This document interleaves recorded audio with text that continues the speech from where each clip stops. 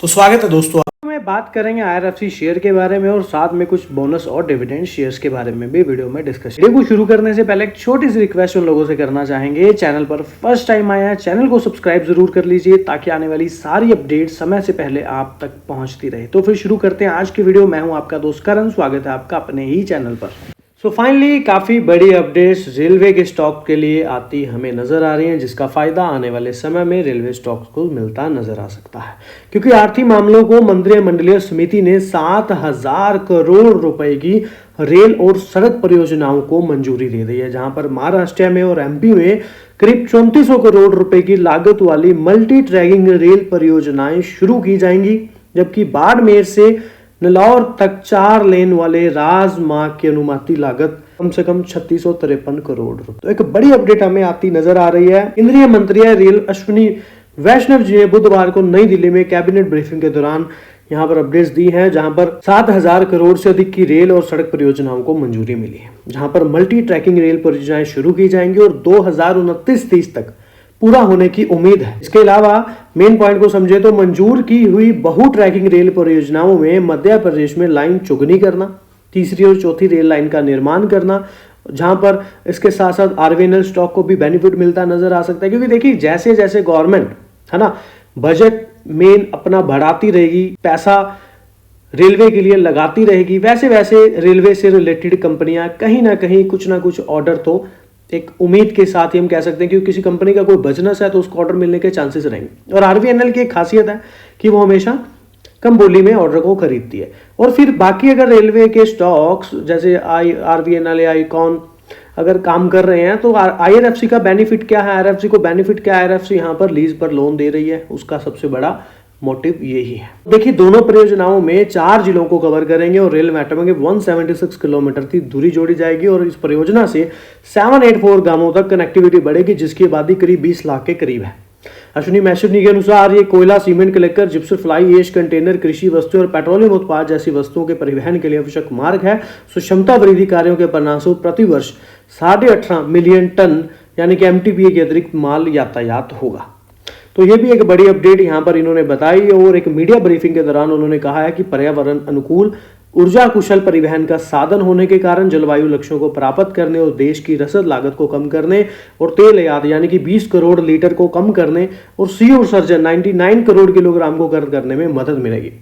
तो इसी तरह से अलग अलग जगहों पर अलग अलग अमाउंट्स यहाँ पर बड़ी परियोजनाएं हमें रेलवे में देखने के लिए मिल रही है, जिसका इम्पैक्ट हमें स्टॉक्स पर भी देखने के लिए मिल सकता है। इस सही समय पर एक अपडेट हमें देखने के लिए मिली है, जबकि स्टॉक अपने चरम सीमा पर यानी कि अपने जो हैं रेजिस्टेंस के करीब इंपॉर्टेंट खड़े हैं इस समय। अगर वो होल्ड करके उसको ब्रेकआउट्स करते हैं रेलवे के काफ़ी सारे शेयर्स जो हैं, तो आगे हमें अच्छा सिनेरियो भी देखने के लिए मिल सकता है। अदरवाइज अगर वहां से डिक्लाइन होता है तो नीचे की तरफ सेलिंग का प्रेशर भी बन सकता है। दोनों ही चीजें साथ में हैं, लेकिन ये अपडेट रेलवे के लिए काफी अच्छा काम करती नजर आ सकती है, जिसका इंपैक्ट हो सकता है मंडे ट्यूसडे को ही बाजार में देखने के लिए मिले होगा। यानी ये तो मार्केट ही खैर तय करेगी, बट इनके द्वारा ऐसा बताया जाए। और उसके अलावा समझ लें तो एक नई अपडेट एनडीवी पर देखने के लिए मिल रही है। पीएम गति शक्ति योजना एमपी को मिली नई रेल परियोजनाएं। रेल मंत्री अश्विनी वैष्णव जी ने बहुत बड़ी खुशखबरी दी है, जहां पर 24,208 करोड़ की कुल लागत की बात कही जा रही है। अश्विनी वैष्णव जी ने बताया है कि प्रधानमंत्री गति शक्ति मास्टर प्लान के अतिरिक्त मध्य प्रदेश में 4 प्रमुख रेलवे परियोजनाओं को स्वीकृति दी गई है, जिनकी कुल लंबाई 565 किलोमीटर और कुल लागत 24,208 करोड़ आंकी गई है, जिसमें मनमान, भुसवाल काफी सारे जो है, प्रयागराज, तीसरी रेल लाइन, चौथी रेल लाइन, तो काफी सारी नई रेल लाइनें और उनके 7 किलोमीटर और अमाउंट भी बताई जा रही है कि कितना पैसा किस प्रोजेक्ट पर लगता नजर आएगा। अगर इस मेन पॉइंट पर लागत के बाद क्या बेनिफिट मिलेंगे, तो इस परियोजना के माध्यम से 22 लाख मानव दिवस का प्रत्यक्ष रोजगार सृजन होगा। यूटी यानी कि उत्सर्जन में पहले ही वर्ष लगभग 38 करोड़ किलोग्राम की कमी आएगी, जो लगभग 1.5 करोड़ पेड़ों के बराबर। तो एक बड़ी अपडेट हमें यहाँ पर अश्विनी वैष्णव जी द्वारा आती नजर आई, जहां पर सरकार बड़ा निवेश करेगी और रेल मंत्री जी ने इसकी जानकारी दी। 3 नई रेलगाड़ियों की सौगात अलग से मिलती नजर आई है, जो कि यहाँ पर एक बड़ी अपडेट हमें देखने के लिए मिल रही है। तो जैसे जैसे गवर्नमेंट रेलवे के लिए फंड निकालती रहेगी, इन्वेस्टमेंट करती रहेगी, तो रेलवे कंपनियों के लिए वो बेनिफिशियल ही है। एलआईसी ने चुपचाप 3 नए स्टॉक जोड़ दिए, उसे क्या पता है जो हमें नहीं। तो एलआईसी शायद ही कभी बाजार को चौंकाती है। भारत के सबसे बड़े और सबसे रूढ़िवादी संस्थागत निवेशकों में से एक रूप में यह पश्चिमी नामों के साथ रहना पसंद करता है और सिर्फ बुनियादी बातों और पूर्वानुमानित नकदी प्रवाह के साथ परिपक्व व्यवसाय है। मार्च के शेयर होल्डिंग डेटा में एलआईसी ने चुपचाप अपने पोर्टफोलियो में 3 नई कंपनियां जोड़ी हैं। सभी पहली बार शामिल की गई हैं और कोई भी आकर्षक या नई सूचीबद्ध नहीं है, बस अपने अपने क्षेत्रों में काम कर रही स्थिर कंपनियां। बात कर लेते हैं आईआरएफसी की। तो भारतीय रेलवे की वित्तीय शाखा जो इसकी विकास आवश्यकताओं को पूरा करने के लिए धन जुटाने के लिए जिम्मेदार है और प्राथमिक कार्य भारतीय रेलवे की ओर से इंजन, यात्री कोच और वैगन खरीदने के लिए धन जुटाना और साथ ही रेलवे परियोजनाओं को वित्त पोषित करना है। तो 4-5 पॉइंट हैं, स्टेप बाय स्टेप समझने की कोशिश करते हैं। आईआरएफसी सार्वजनिक क्षेत्र के संस्थाओं जैसे आरबीएनएल और आईकॉन को ऋण देता है, लोन देता है और 31 मार्च 2025 तक आईआरएफसी के पास 4.6 ट्रिलियन की प्रबंधन के तहत संपत्ति यानी कि एयूएम थी, जिसमें से 99% रेल मंत्रालय से प्राप्तियां थी। 4.6 ट्रिलियन की प्रबंधन के तहत एयूएम की बात कही जा रही है, जिसमें से आरबीएनएल और इनकॉन को भी ऋण जो है दिया गया है। वहीं पर इतनी अधिक संधारणा जोखिम भी पैदा करती है और प्रत्येक वित्तीय वर्ष में रेल मंत्रालय आईआरएफसी को अपनी वित्तीय आवश्यकताओं के बारे में सूचित भी करता है, जिसे आईआरएफसी बाजार उधार के माध्यम से पूरा करता है। और इस प्रकार इस पोर्टफोलियो संकेंद्रण का अर्थ है कि आईआरएफसी का विकास पूरी तरह से इन बजटीय संस्थानों पर निर्भर है और यह जोखिम आईआरएफसी के स्थिर एयूएम में स्पष्ट है, यानी कि 2023 और 24 में 4.6 ट्रिलियन। क्योंकि देखिए सरकार ने कोई भी जो है नया अतिरिक्त वित्तीय संसाधन आवंटित नहीं किया, सो इसके अनुरूप आईआरएफसी की जो कुल उधारी भी 4.1 ट्रिलियन यानी कि 31 मार्च 2025 तक 4.1 ट्रिलियन पर स्थिर रही है उधारी। वित्त वर्ष 25 के लिए वृद्धिशील स्वतंत्र केवल 73 बिलियन था, 73.2 बिलियन। लेकिन वहीं पर इसी अति निर्भरता को कम करने के लिए आईआरएफसी ने उन संस्थाओं को वित्त पोषित करके विविधीकरण की योजना बना रहा है और भारतीय रेलवे के साथ आगे या पीछे का संबंध है। यह वर्तमान में इसी विविधीकरण का समर्थन करने के लिए, मतलब कि उसको अपग्रेड करने या बढ़ाने के लिए, उसका सपोर्ट करने के लिए सिस्टम और प्रक्रियाएं स्थापित कर रहा है। क्योंकि देखिए जैसे दुबे जी ने काफ़ी अच्छी स्टेटमेंट्स दी थी जो हमने आपके साथ शेयर करी थी, और स्थिर एयूएम के साथ आईआरएफसी की जो वित्तीय स्थिति में कोई भी वृद्धि नहीं हुई है, क्योंकि वित्त वर्ष 25 में जो शुद्ध ब्याज आय है वो 2% बढ़कर 67.7 बिलियन हो गई है और जो शुद्ध ब्याज मार्जिन है उसमें भी 4 आधार अंकों की वृद्धि के साथ 1.42 का सपोर्ट मिला है। यह समझना भी महत्वपूर्ण है कि आईआरएफसी अपनी रिटर्न कैसे कमाता है। और वहीं पर ये लागत है प्लस मॉडल का पालन करता है, मतलब कि जो अपनी उधारी लागत है, हो सकता है कुछ समझ ना आ रहा हो या फिर कुछ मतलब बोरिंग टाइप हो, लेकिन ये देखिए पॉइंट तो जो है वो तो बदलने नहीं वाले, लेकिन कुछ तो समझ आ रहा होगा इन पॉइंट्स में। आप देखिए जब लागत पल्स मॉडल का पालन करता है और अपनी उधारी लागत पर मार्क अप अर्जित भी करता है, मतलब कि रेल मंत्रालय के साथ एमओआर के साथ समझौते के तहत, जो रेल मंत्रालय के साथ एमओआर यानी कि समझौते के तहत रेलवे आईआरएफसी को अर्धवार्षिक किस्तों में चुकाता है, जिसमें फंड की लागत और सहमत मार्जिन शामिल होता है। और अगर बात करें पिछले वर्ष की तुलना में शुद्ध प्रॉफिट की, तो 1.4% बढ़कर 65 बिलियन हो गया, यानी कि 0.1% ही सुनिश्चित करते हैं और इसका लाभ मोटे तौर पर इसकी शुद्ध आय ब्याज के अनुरूप बना रहे। इसके अलावा समझे तो देखिए कंपनी की जो कुल संपत्ति पर रिटर्न है 25 में और 24 दोनों के लिए 1.3 अपरिवर्तित रहा है। तो रेल मंत्रालय ने वित्त वर्ष 26 के लिए कोई लक्ष्य निर्धारित नहीं किया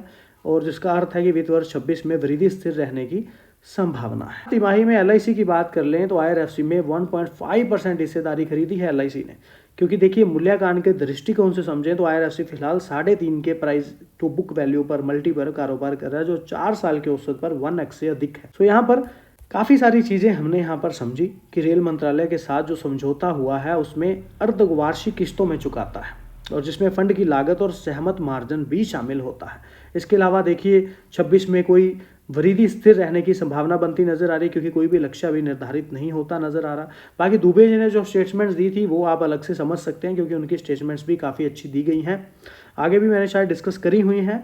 इसके अलावा देखिए एयूएम पे हमने बात करी है कि कंपनी का इस समय उधारी बहुत है, जो कहीं ना कहीं जोखिम भी पैदा करती है। लेकिन ये अलग बात है कि फिलहाल मतलब जो समझते हैं सिस्टम को, क्योंकि भारत आपको पता है गवर्नमेंट का फोकस रेलवे पर बना रहता है, तो जिस वजह से यहाँ पर अगर गवर्नमेंट पैसा लगाती रहेगी रेलवे पर तो कहीं ना कहीं इन कंपनियों को भी बड़ा फायदा इन फ्यूचर मिलता नजर आ सकता है।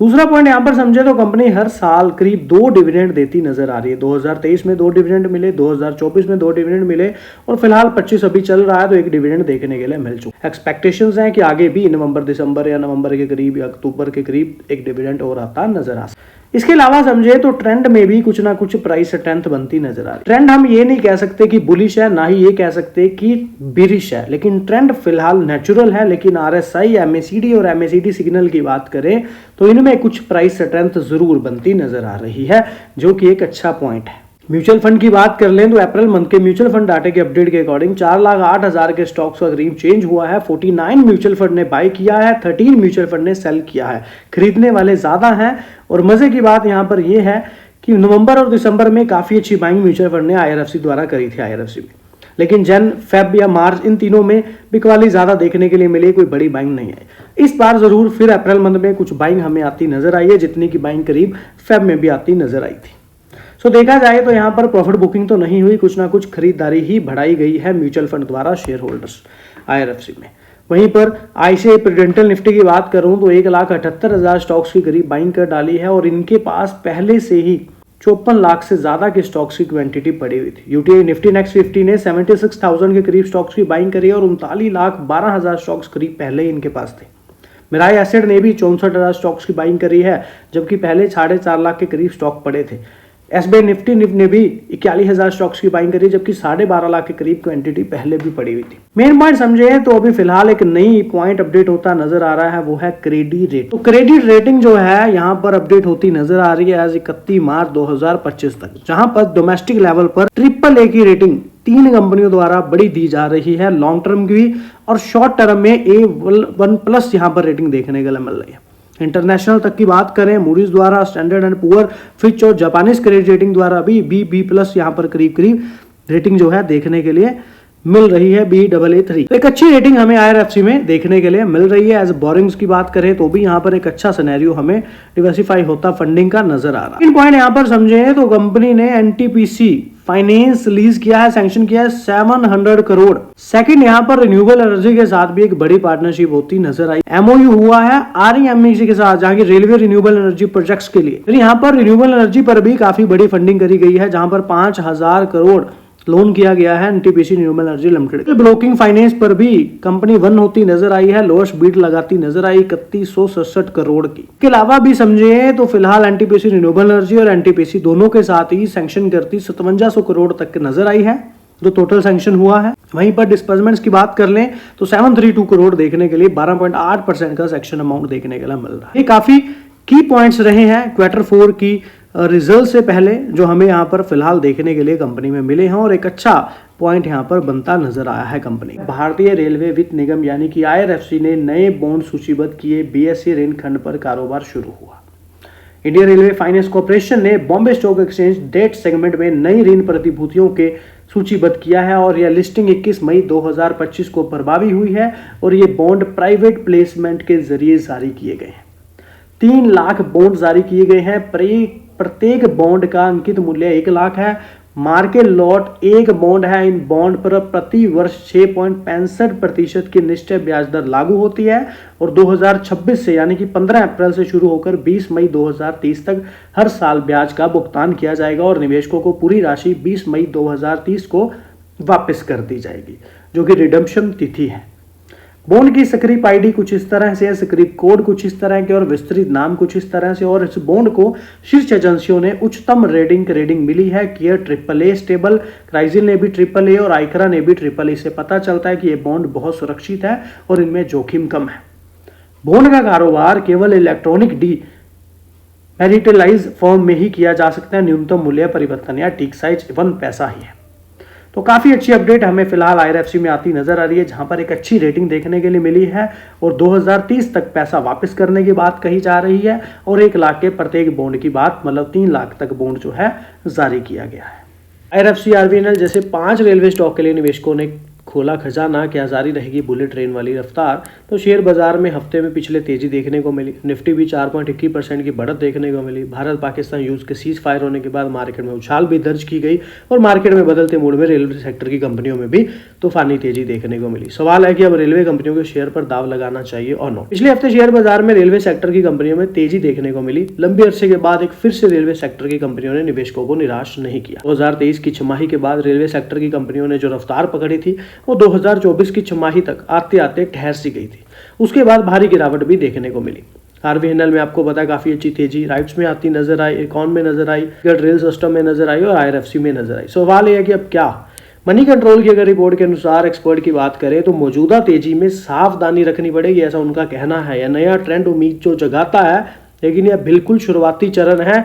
ऐसे निवेशक जो मीडियम से लॉन्ग टर्म इन्वेस्टमेंट करते हैं उनके लिए रेलवे स्टॉक अच्छा साबित हो सकता है। तो यहाँ पर चौकन्ने रहने की बात कही गई है, लेकिन लंबे समय के लिए तो कोई दिक्कत नहीं है। शॉर्ट पीरियड के लिए यहाँ पर शुरुआती चरण में ट्रेंड जो है उम्मीद जगाता है, लेकिन शुरुआती चरण है इसीलिए सावधानी जो है चौकन्ने रह करके धीरे धीरे से स्टेप जो है ले जा सकता है। जैसे 20 रुपए भी निवेश कर रहे हैं तो 5-5 करके 20 बार में निवेश करें। जैसे जैसे स्टॉक 5-5 पॉइंट 10-10 पॉइंट गिरता है थोड़ा थोड़ा एक्यूमुलेशन करते हैं, लंबे समय में अच्छे रिटर्न बनेंगे और एक अच्छी एवरेज पे स्टॉक बना रहेगा। वहीं पर आईआरएफसी पर भी एक पटरी पर जानिए कैसे रहे ट्रेंड और टारगेट। तो 18 नाउ के खास बातचीत शो में राजेश पलविया ने कहा है कि रेलवे शेयरों में पॉजिटिव गति अभी भी बनी रह सकती है क्योंकि इनमें गिरावट के संकेत दिख रहे हैं। उसके अलावा एक्सिस सिक्योरिटीज का राजेश पलविया है जिन्होंने यहाँ पर बात की है। उन्होंने कहा है कि आईआरएफसी के शेयरों ने ब्रेकआउट दिया है और मौजूदा चार्ट स्ट्रक्चर पॉजिटिव दिख रहा है और सप्ताहिक चार्ट पर भी आईआरएफसी ने 10-11 हफ्तों के लंबे कंसोलिडेशन के बाद फिलहाल ब्रेकआउट जोन है। बाजार विशेषज्ञ ने कहा है कि तेज गिरावट और निचले स्तरों पर लंबे समय तक समेकन के बाद रेलवे शेयरों में तेजी आई और अल्पावधिक शेयरों में 10% तक की तेजी की उम्मीद है। तो आईआरएफसी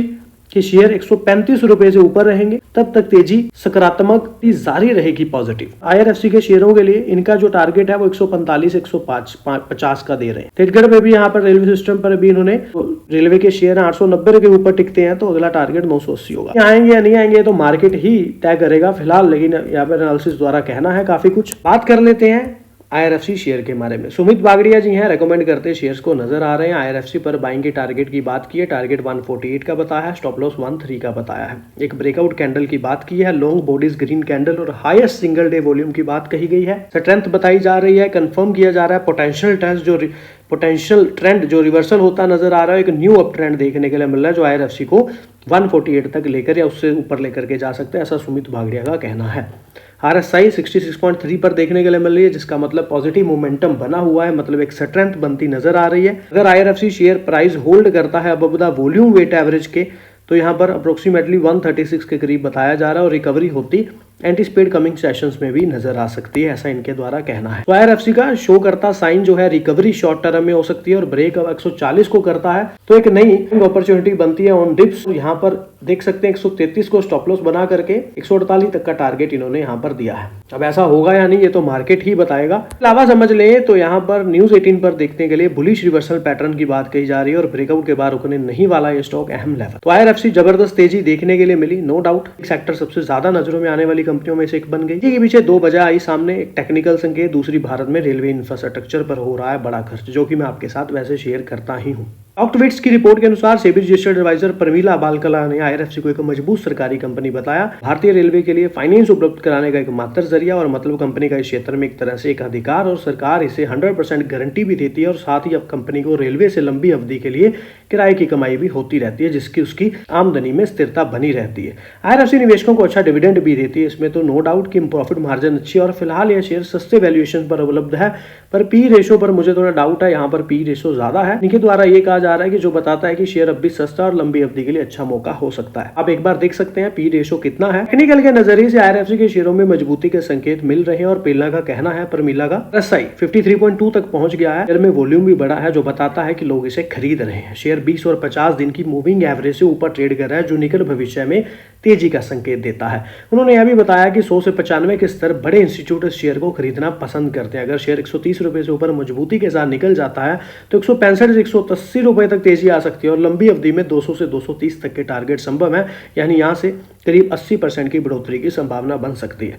तो 130 के ऊपर तो शेयर हमें निकलता करीब नजर आया ही है। इसी रिपोर्ट में एक और तकनीकी विशेषज्ञ अनुपम वाजपेयी के हवाले से लिखा गया है कि आईआरएफसी ने 126 रुपए के अहम रजिस्टेंस स्तर पार किया और राउंडिंग बॉटम पैटर्न के बाद आया और वॉल्यूम भी मजबूत रहा और यह एक क्लासिक बुलिश रिवर्सल यानी तेजी की वापसी का पैटर्न माना जाता है। उनका टारगेट 136 है और अब 126 का स्तर जो है सपोर्ट बन गया है। रेलवे को लेकर हो रहे बड़े प्रोजेक्ट्स जैसे बुलेट ट्रेन, रेलवे लाइन, विद्युतीकरण कंपनी के लिए मददगार भी साबित हो सकता है कि शेयर साल की शुरुआत से अब तक 13% गिर चुका है और अब इसमें तेजी की वापसी के मजबूत संकेत मिल रहे हैं। तो ये पॉइंट्स तो सही है, लेकिन अगर बात करें इंपॉर्टेंट लेवल की, वो तो देखिए बाजार ही तय करेगा कि यहाँ पर क्या देखने के लिए आगे मिल सकता है या फिर बाजार का स्ट्रक्चर कैसा रहता है, आगे क्या अपडेट्स रहती हैं, चीजें ही बहुत मैटर करती हैं। IRFC को समझने की कोशिश करें तो IRFC में आपको ये नहीं भूलना कि एक बड़ी अपडेट फिलहाल हमें देखने के लिए मिली थी, जहां पर 60,000 करोड़ तक की जुटाने की मंजूरी भी मिली और कहा गया था कि धनराशि कर मुक्त बॉन्डों, निजी प्लेसमेंट या सार्वजनिक आधार पर बॉन्डों पूंजी के लाभ सरकार द्वारा गारंटीड सेवा प्रदान करने में बोर्ड शामिल है, जो कि हमें कंपनी के रिजल्ट्स के साथ ये चीज आती नजर आई थी।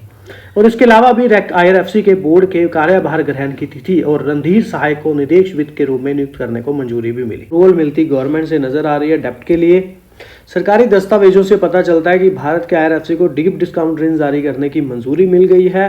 राइटर्स के अकॉर्डिंग यहाँ पर जो न्यूज आई है, IRFC के डीप डिस्काउंट बॉन्ड के माध्यम से 100 बिलियन रुपए यानी कि 1.17 बिलियन डॉलर तक जुटाने की सरकार की मंजूरी मिल गई है। और ये कोई छोटी अपडेट IRFC की नहीं है। अगर इतनी बड़ी अमाउंट की मंजूरी मिली है तो दैट मीन अमाउंट के आने के बाद, जैसे कि दुबे जी के काफी सारी स्टेटमेंट्स थी जो मैंने आपके साथ पहले वाली वीडियोस में काफी बार शेयर की कि इनको यहाँ पर 2 से ज्यादा 3 गुना मार्जिन आगे मिल सकता है और अब कंपनी नवरत्न स्टेटस पर भी है।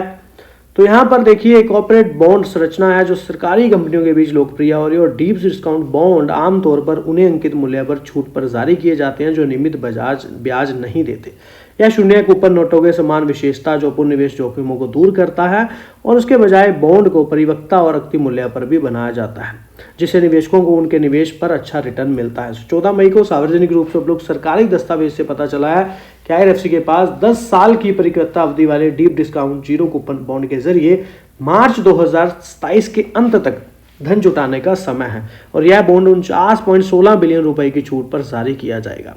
और IRFC में टिप्पणी मांगने के लिए राइटर्स की ईमेल का जवाब नहीं दिया।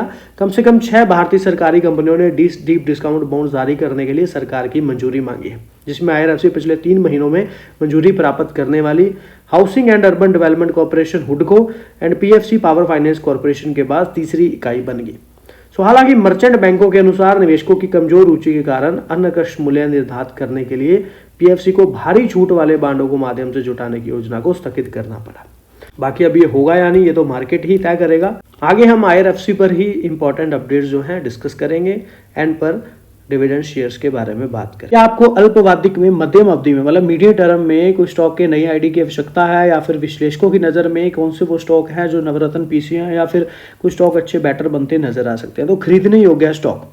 विश्लेषक ने कहना है कि 34% तक मजबूत लाभ के लिए इंटरग्लोबेशन और IRFC को खरीदने की सिफारिश है। खरीदने के लिए अनुकूल भारतीय शेयर बाजार जबरदस्त उछाल आपको पता है 12 मई को आता नजर आया, लेकिन कहीं ना कहीं आज भी एक फॉल आता बाजार में नजर आया। सो इन सभी की जो देखते हुए IRFC पर जो है 134 157 तक के टारगेट देखने के लिए मिल रहे हैं।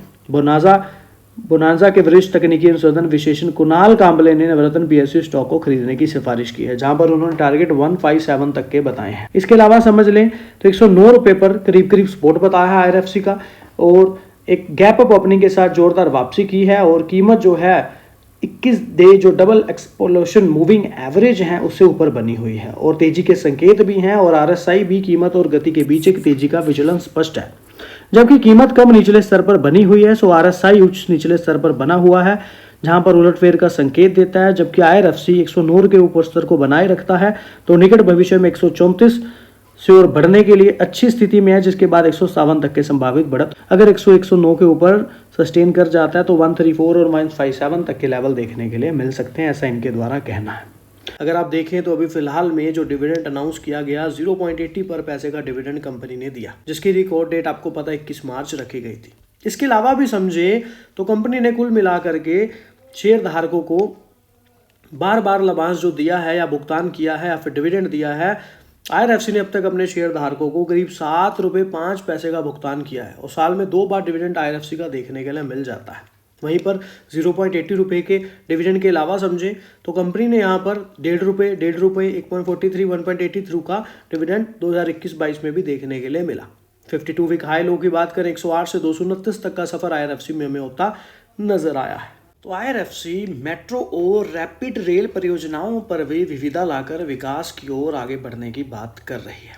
तो इस वीडियो में IRFC पर तो डिस्कस करेंगे ही, साथ में बोनस, साथ में स्प्लिट और डिविडेंड शेयर के बारे में भी बात करेंगे। तो यहाँ पर IRFC के लिए वित्त पोषक रूप में अपनी भूमिका से आगे बढ़ाकर अब IRFC मेट्रो रेल और रैपिड रेल परियोजनाओं पर भी आगे बढ़ने के लिए योजना बना रहा है, ताकि विकास जो है उसको गति मिल सके। और IRFC के अध्यक्ष और प्रबंधक निदेश मनोज कुमार दुबे ने काफ़ी अच्छी बातें यहाँ पर कहा कि ये जो व्यवसाय है हमारे लिए बहुत आकर्षक होंगे और सरकारी कंपनी ने नए अफसरों के रूप में भाग लेना शुरू किया और पिछले 3-4 महीनों में ही 3 बोलियां जीती, जिसमें 14,000 करोड़ की संपत्ति भी हासिल करी। दुबे ने कहा कि इन परिसंपत्तियों से आ रहा है रेलवे के साथ बैकवर्ड और फॉरवर्ड लिंकेज है और विशेष रूप से मार्जिन में भी सुधार की बात कही गई। और इन नई बोलियों से मिलने वाला जो मार्जिन जो है वो रेलवे से मिलने वाले मार्जिन से 2 से 3 गुना है। दैट मीन इस पॉइंट का आगे चल के कंपनी के रिजल्ट्स पर रिवेन्यू और प्रॉफिट दोनों में ही एक अच्छा निरंतर देखने के लिए मिलेगा। क्यों? क्योंकि देखिए अभी जो रेलवे से इनको मार्जिन मिलता है और जो अब ये बोलियां इन्होंने जीती हैं ये 2 से 3 गुना ज़्यादा है। और 2026 के लिए IRFC लगभग 30,000 करोड़ के स्वतंत्र को लक्षित कर रहा है, जो उच्च मार्जिन को देखते हुए रेलवे ऋण के लगभग 90,000 करोड़ के बराबर होगा। यहाँ पर एक प्रश्न आता है कि प्रबंधन जो है, जो AUM है, जो क्वार्टर ऑन क्वार्टर आधार पर घटी है, तो क्या 2025-26 के लिए किस तरह से वृद्धि का अनुमान लगा रहे हैं? तो वित्त वर्ष 2024-25 बहुत ही स्थिर तरीके से बंद हुआ और फ्लैट निर्देशों का कारण पिछले 2 वर्षों से जो कि 21-22 और 22-23 रहे, उसका अच्छा प्रदर्शन करने के बाद हमारे पास शायद ही कोई स्वतंत्र हुआ और इस कारण रेलवे जो है अधिक बजट संस्थानों के माध्यम से किसी भी स्वतंत्र की मांग नहीं कर रहा था, क्योंकि पिछले कुछ वर्षों में सरकारी बजटीय सहायता बहुत अधिक थी। लेकिन अगर बात करें 2024-25 की जो अंतिम तिमाही में इन्होंने विविधीकरण करने का फैसला किया है और इस कंपनी के लिए ये गेम चेंजर साबित होने वाला है, क्योंकि 40 वर्षों से हमारे पास केवल एक ही ग्राहक था, लेकिन भारतीय रेलवे और वहाँ मार्जिन 35-40 हज़ार के अंकों का था। सो उन परिसंपत्तियों से विविधता लाना शुरू कर दिया है और भारतीय रेलवे की मदद कर रही है। इस कैलेंडर वर्ष पिछले 4 महीनों में 14,000 करोड़ की संपत्तियाँ जुटाई हैं और इसमें मार्जिन भी ज़्यादा है। इसके अलावा समझें तो कुछ संख्याओं की प्रतीक्षा कर रहे हैं जो AUM वृद्धि के लिए। इसका अर्थ है कि वृद्धि कहाँ से आती है। तो CSB बैंक को स्थायी गिरावट के बाद 4% मार्जिन पर लौटने का भरोसा। अगर मैं आपको एक संख्या बताऊं तो वित्त वर्ष 2025-26 लगभग 30,000 करोड़ करने का लक्ष्य है, जो कि हमने पहले भी डिस्कस किया। और मेन पॉइंट हम यहाँ पर यही लेकर के चलते हैं कि मेट्रो रेल और महानगरों के बीच रैपिड रेल में विविधता ला रहे हैं और ये व्यवसाय हमारे लिए बहुत ही आकर्षक होंगे। रेल यात्रा में क्रांति लाने के लिए भारतीय रेलवे की मेगा योजना। यहाँ पर अश्विनी वैष्णव जी ने अगले 2 से 3 वर्षों में 100 अमृत भारत, 50 नमो भारत और 200 वंदे भारत तक की यहाँ पर निर्माण के लिए ट्रेनों की बात यहाँ पर कही। इसके अलावा समझे तो यहाँ पर 2025-26 के बजट में जो भारतीय रेलवे के उन्नयन पर सरकार का ध्यान जारी है, 2.52 लाख करोड़ रुपए का आवंटन किया गया और वैष्णव जी ने 4.6 लाख करोड़ रुपए की नई परियोजना पर भी प्रकाश डाला। देखिए जब रेलवे पर बड़ी इन्वेस्टमेंट होती रहेंगी तो रेलवे की कंपनियों को उनका बेनिफिट मिलता ही रहे। अगर इस बात को शॉर्ट में समझेंगे तो भी एक ही लाइन बनती है, लंबे में समझेंगे तभी एक बात बनती है। अगर गवर्नमेंट का, सरकार का निवेश पूंजीगत रेलवे पर बढ़ता है तो नो डाउट रेलवे से रिलेटेड जो कंपनियां हैं उन सभी कंपनियों पर ही कैसे ना कैसे करके इफेक्ट जरूर पड़ता है, क्योंकि कोई ना कोई प्रोजेक्ट, कोई ना कोई कर्म, कोई ना कोई कार्य कंपनी कर रही है। ये हमको पता होना चाहिए कि हमारी कंपनी जो है, जो हम इस पर निवेश कर रहे हैं, उसका बिजनेस जो है वो बिजनेस उससे रिलेटेड है या नहीं। तो IRFC का सबसे बड़ा मेन सिनेरियो क्या रहता है आपको पता है, पेपर देना, नई परियोजना। अब कंपनी नवरत्न स्टेटस पर भी है, 1000 करोड़ तक का खुद का डिसीजन ले सकती है और काफी सारी एडवांटेज भी हैं जो अभी यहाँ पर आगे दुबे जी ने जो कहा है वो मैंने शेयर किया हुआ, जिससे काफी चीजें क्लैरिटी से पता चलती हैं। अगले 4 से 5 वर्षों में पूरा हो जाएंगे और इन परियोजना में नई रेलवे लाइनें बिछाना भी है, पुनः विकास करना भी है, फ्लाईओवर भी है और अंडरपास का निर्माण करना भी शामिल है। और 31 मार्च तक तो 1400 कोच पूरे होने की उम्मीद भी बताई गई है और 25-26 में 2000 नए टर्नल कोच का लक्ष्य है और 1000 नए फ्लाईओवर को मंजूरी भी दे दी गई है। डिस्काउंट पर मिल रहा है। रेलवे पीएसयू स्टॉक खरीदना चाहिए या नहीं? तो आप लोगों को पता है पीक से काफी बड़ी गिरावट रेलवे के स्टॉक्स में होती नजर आई। बजाज फाइनेंस का डिविडेंड रिकॉर्ड डेट 30 मई बताई जा रही है, जहां पर 44 रुपए पर शेयर दिखता नजर आएगा। इसके अलावा इन्फोसिस भी 30 मई की रिकॉर्ड डेट के साथ 22 रुपए पर शेयर डिविडेंड देने की। एसबीआई की बात कर लें तो एसबीआई का भी डिविडेंड 30 मई की रिकॉर्ड डेट के साथ मिलता यहाँ पर नजर आएगा। टाटा पावर कंपनी के कल शानदार रिजल्ट्स के बाद कंपनी ने यहाँ पर जो डिविडेंड है वो यहाँ पर रिकॉर्ड डेट 20 जून रखी है, लेकिन यहाँ पर 4 जुलाई को जो 2025 को होने वाली कंपनी की 106वीं वार्षिक आम बैठक है, जो कि एजीएम शेयर धारकों की मंजूरी के साथ चलती नजर आएगी, अधीन है।